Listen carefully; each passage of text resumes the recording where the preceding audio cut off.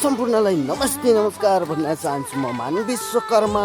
आज चाहिँ म रालबाङ खोलादेखि हुँदै गोराईसम्मको यात्रा गर्न गइरहेको छु साथीहरू। यहाँनिर देखिने चाहिँ यो रालबाङ, यो भट्टीदेखि तलतिरको खोला हो।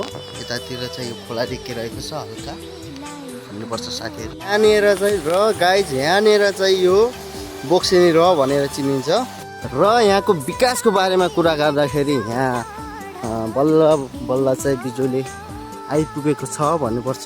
र बाटोहरूको अवस्था चाहिँ यस्तो छ गाइस है साथीहरू। यो खोला चाहिँ माथि भण्डारादेखि धरमदारादेखि उता छरै खोलादेखि आएको खोला हो भन्नुपर्छ साथीहरू। यो खोला चाहिँ यो चाहिँ हुइटल घोराइ पुगेको छ भन्नुपर्छ। र गाइज यहाँदेखि चाहिँ भिचारको बाटो जाँदै माथि सिरुङखोरीले पुग्छ भन्नुपर्छ। र गाइज यहाँको अवस्था हेर्दाखेरि हेर्नुहोस् त, माथिदेखि यसरी ढुङ्गा पल्टेर लाग्ला भन्ने जस्तो छ।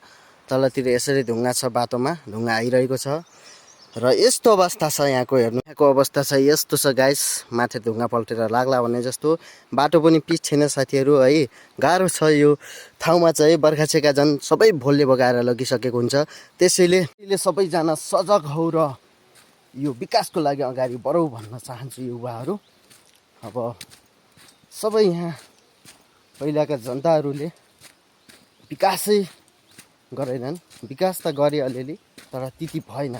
त्यसकारण हामी सबै जनताहरू उठेर, युवाहरू उठेर यो विकासमा लाग्नुपर्छ भन्ने मेरो धारणा हो। र यहाँको बारेमा मैले देखाउँदै गर्दा तपाईँहरूलाई यो भिडियो कस्तो लाग्छ पक्कै पनि हेरेर माया गरिदिनु होला। र केही प्रतिक्रिया भए कमेन्ट बक्समा गरिदिनु होला भन्न चाहन्छु। हस् त, नमस्ते।